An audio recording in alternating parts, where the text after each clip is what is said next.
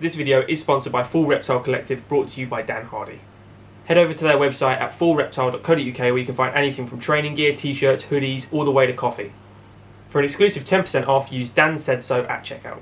Make sure to also check out their YouTube channel for some of the best MMA content out there, bar my own. Let's get back to the video.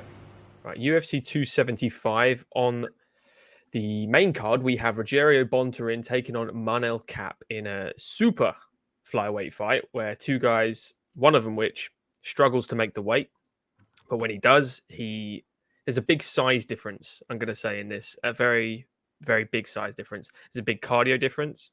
There's a big technique difference. There's a big style difference here. And this is one of those fights where styles make fights to me.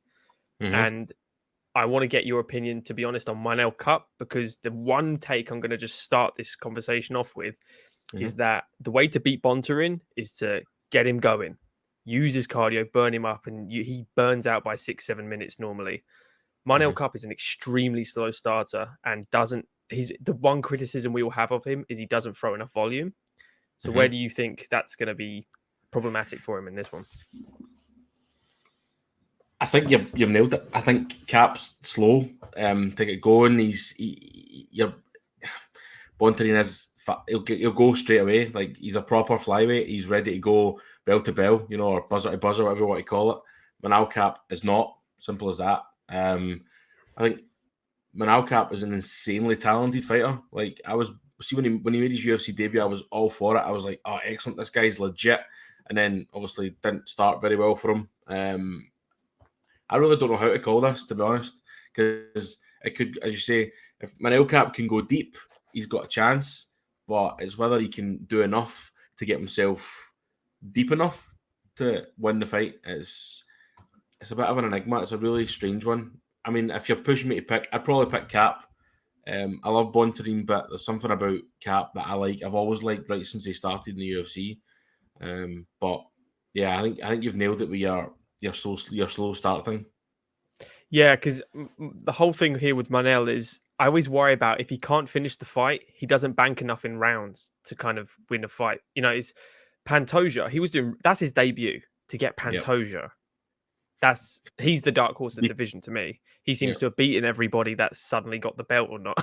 But Manel Kape, he did really well, just the volume wasn't enough. And then the thing with Nicolau, he was shocked when he didn't get the decision. I did score it for him, but the third round was extremely close. And I don't think it is a robbery. I think it was just a very tight split decision. Yep.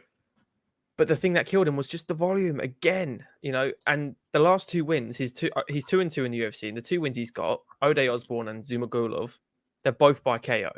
They're both very quick. So he's obviously learned to start a bit quicker. He's a bit unpredictable. He's a bit unorthodox. He's got all those spinning techniques, the crazy flying knees. He has all that. Yeah. And he's obviously at a high level to come in and get matched against Pantoja straight away. And Bontorin, I believe, was meant to actually be his debut in the UFC, which would have been, again, one of the toughest debuts you could actually have. But flipping to Bontorin, he's riding Kirkara's backpack for 4 minutes of a first round, nearly strangles him. Kai does amazing, and then he's completely gassed, which obviously exposes his negative chin in that aspect and gets KO'd. And I worry for him as well because he doesn't push the pace, and when he does, he gasses. So it might be a stalemate here because obviously if you lose a decision to Rayborg and it's very close against someone like Matt Schnell, I don't know if you're going to be able to do much against someone as technical as Manel Kape. No, I agree. Talking to Rayborg, I love Rayborg. I'm a massive Rayborg fan. So struggling against Rayborg, I wouldn't say is anything like bad, but the Cara France one was mental. Like, he seemed like he was so in control, and out of nowhere, obviously not. I agree. I think Kape's obviously technically, I think he's, as I said before, he's brilliant. It's just if he can put it all together. You made a good point there when you said recently it looks like he has, but 2 round 1 KOs, you don't know if he's got his other 2 losses were 15 minutes. And as you say, wasn't enough volume over 15 minutes. So it could be that he's learned his lesson to go out fast and maybe kill it off. But if he goes 3 rounds, is he going to have enough about him to outpoint Bontorin? On paper, you would say yes, probably.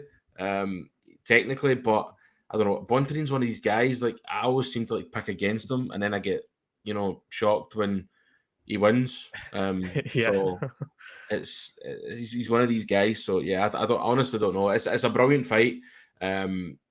Two good guys, as you say, two different sizes, two different shapes. That kind of idea, totally different.